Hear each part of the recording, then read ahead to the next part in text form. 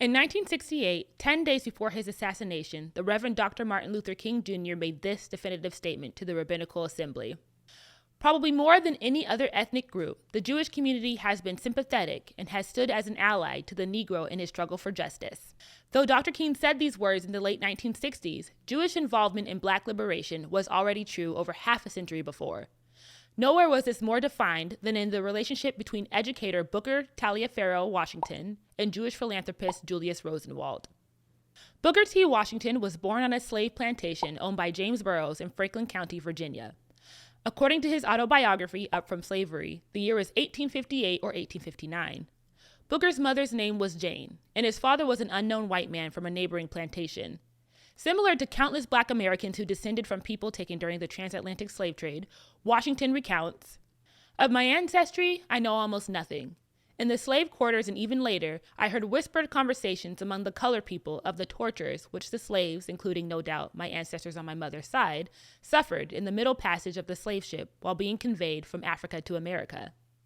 I have been unsuccessful in securing any information that would throw any accurate light upon the history of my family beyond my mother."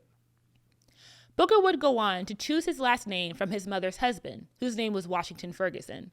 Ferguson was a slave on a plantation in Malden, West Virginia, where Booker and his mother relocated after the Civil War. Though the Ferguson family was poor and worked very hard, Booker's mother saw his interest in learning to read and bought him books. In 1872, Washington left West Virginia and walked 500 miles to enroll at Hampton Normal Agricultural Institute in Virginia. He graduated with high marks in 1875, and in 1881 left for Alabama to establish the Tuskegee Normal and Industrial Institute, now Tuskegee University. Under Washington's leadership, Tuskegee became a leading school in the country. At his death, it had more than 100 well-equipped buildings, 1,500 students, a 200-member faculty teaching 38 trades and professions, and a nearly $2 million endowment. In 1900, Washington founded the National Negro Business League based in Boston, Massachusetts. Historian Joseph Bernardo writes, Booker T. Washington believed that solutions to the problem of racial discrimination were primarily economic, and that African American entrepreneurship was vital. Thus, he founded the League to further the economic development of the African American businesses in order to achieve social equality in the American society. Members in the League included small business owners, farmers, doctors, lawyers, craftsmen, and other professionals. The League maintained directories for all major U.S. cities and incorporated African American contacts in numerous businesses. Washington visited the famed Greenwood district of Tulsa, Oklahoma in 1900. When he saw how successful the black town was, he dubbed it Negro Wall Street. Julius Rosenwald was born in 1862 to Samuel and Augusta Hammerslau. Samuel and Augusta were Jewish immigrants from Germany who settled in Springfield, Illinois. Young Rosenwald attended Springfield Public Schools and in 1879 began his professional career with Hammerslau Brothers Wholesale Clothiers in New York City. In 1885, Rosenwald returned to Illinois to become president of Rosenwald & Weil, a retail men's clothing store. In 1893, Sears, Roebuck & Company moved its headquarters from Minneapolis to Chicago and asked Rosenwald to become vice president. The University of Chicago Library states that Rosenwald served Sears Roebuck successively as vice president, president, and chairman of the board. Under his leadership, Sears developed its lucrative nationwide mail-order business, established savings and profit-sharing plans for employees, and became America's largest retailer. Julius Rosenwald became very wealthy and dedicated more than half of his philanthropic gifts to the Black American community. Rosenwald's rabbi, Emil G. Hirsch, was one of the Jewish founders of the NAACP and encouraged Rosenwald's efforts on behalf of the Black Americans. In the Journal of Negro Education, Rosenwald states, "Whether it is because I belong to a people who have known centuries of persecution, or whether it is because I am naturally inclined to sympathize with the oppressed, I have always felt keenly for the colored race." According to the National Park Service in Chicago, the YMCA approached Rosenwald in 1910 with a proposal to build a new location in Chicago.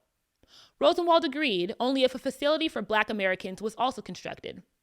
"I won't give a cent to this $350,000 fund unless you will include in it the building of a colored men's YMCA. The YMCA agreed and opened the Wabash Avenue YMCA in 1913. Chicago's Wabash Avenue YMCA, situated in the city's historic Bronzeville district, thrived as a center of civic and social activity for the city's burgeoning African American community.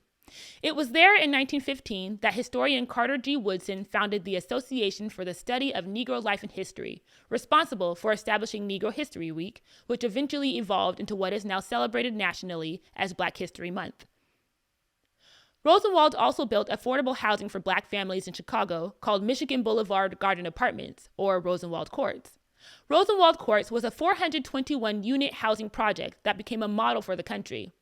The building featured blonde brick exterior and modernist lines that were inspired by European social housing projects. Residents of Rosenwald Courts included African-American legends like Duke Ellington, Nat King Cole, Quincy Jones, Joe Louis, and Jesse Owens. In the Aviva Kempner film, Rosenwald, The Remarkable Story of a Jewish Partnership with African-American Communities, Rosenwald explains that he followed the work of Booker T. Washington and read Up From Slavery. The two men met in 1910 at a fundraising event in Chicago's Blackstone Hotel, where Washington was the keynote speaker. Soon after their meeting, Rosenwald became a board member of the Tuskegee Institute. Rosenwald and Washington shared great mutual respect and admiration, which only grew during their brief but powerful collaboration. At a luncheon in honor of Washington at Chicago's Blackstone Hotel in 1911, Rosenwald praised Washington with words hauntingly similar to Rabbi Heschel's introduction of Dr. King at the Rabbinical Assembly. The wise, statesman-like leader who is our guest today is greatly serving two races which, before his ministry of conciliation, might drift into irreconcilable antagonism. He is helping his own race to attain the high art of self-help and self-dependence, and he is helping the white race to learn that opportunity and obligation go hand in hand, and that there is no enduring superiority save that which comes as the result of serving. His own rise from slavery, as told by him with the simplicity of truth, to the place of guide of one race and friend and counselor of two races, is prophetic of the widening opportunity of his people. Happy the race which follows his sane, wise, earnest leadership. Happy the nation which, in the words of the late Justice Brewer, knows and honors a Washington, whether he be George or Booker. Rabbi Heschel on Dr. King in 1968. Martin Luther King is a voice, a vision, and a way. I call upon every Jew to hearken to his voice, to share his vision, to follow in his way. The whole future of America will depend upon the impact and influence of Dr. King. May everyone present give of his strength to this great spiritual leader, Martin Luther King. In 1912, Washington asked Rosenwald about funding a project that would establish primary schools for Black children being shut out by the Jim Crow segregation system. Rosenwald agreed to provide a third of the money. The other two-thirds would come from the Black and white communities, as Rosenwald's desire was to see the two peoples work together for the betterment of the nation. He felt this would be possible if the broader white community would have a direct share in the process. The first school was built in Lochapoka in Lee County near Tuskegee, Alabama, and from 1913 to 1932, over 5,300 Rosenwald schools were built throughout the segregated South and beyond. The following is a letter from Washington to Rosenwald, as recorded in the Journal of Negro Education. The letter is dated October 14, 1915, almost exactly 1 month before Washington's untimely death. My dear Mr. Rosenwald, in acknowledging receipt of your check for $13,000, you do not know how grateful we are for the privilege of having some part in the expenditure of this money, which is accomplishing so much good. In fact, when we realize how thoroughly you are trusting us in the expenditure of this money, it makes us feel very humble and at the same time increase our sense of responsibility in a genuine way. I often wish that you could have time to hear and see for yourself some of the little incidents that occur in connection with this work. I wish you could hear the expressions of approval that now come from white people who 2 years ago would not think of anything bearing upon Negro education. I wish you could hear the expressions of gratitude uttered over and over again by the most humble classes of colored people. Let me repeat that we counted it a great privilege to have some little share in this glorious work. Of course, we shall be very glad to send you all the information you desire for the album, including photographs, etc. We have already taken measures to get the photographs and other information which you have suggested. I am planning to see you in Chicago sometime the first week in November and go over matters a little more in detail. Yours very truly, Booker T. Washington. The partnership of Washington and Rosenwald was a key component in educating the post-slavery population, helping pave the way for Black success like the era of Black Wall Street and the Harlem Renaissance. After establishing the Rosenwald Fund, Julius Rosenwald also provided fellowship grants for Black students to further their education beyond high school. Rosenwald Fellows included some of the most iconic Black figures in American history. such as sociologist and Pan-Africanist W.E.B. Du Bois, writer Langston Hughes, opera singer Marian Anderson, author and activist James Baldwin, artist Lawrence Jacobs, photographer Gordon Parks Jr., physician Dr. Charles Drew, and poet Maya Angelou.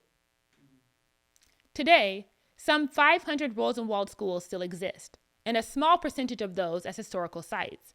Recently, members of the senior staff of the Institute for Black Solidarity with Israel participated in a plaque dedication of the Sandy Level Rosenwald School in Surrey County, North Carolina. Among the distinguished guests was Miss Shelby King, a Sandy Level Rosenwald School alum. As children, we didn't even know it was a Rosenwald school. It was just our school. For decades, many Black children would see pictures of Julius Rosenwald in their classroom and often ask their teacher, "Who is that white man?" It became a teaching moment in which the children learned of the Jewish businessman who partnered with a Black educator to write a new chapter in American history, a thriving Black-Jewish alliance decades before the Civil Rights Movement. IBSI joins organizations like the Woodson Center in preserving the Rosenwald School buildings, as well as the legacy of two American giants, Booker T. Washington and Julius Rosenwald.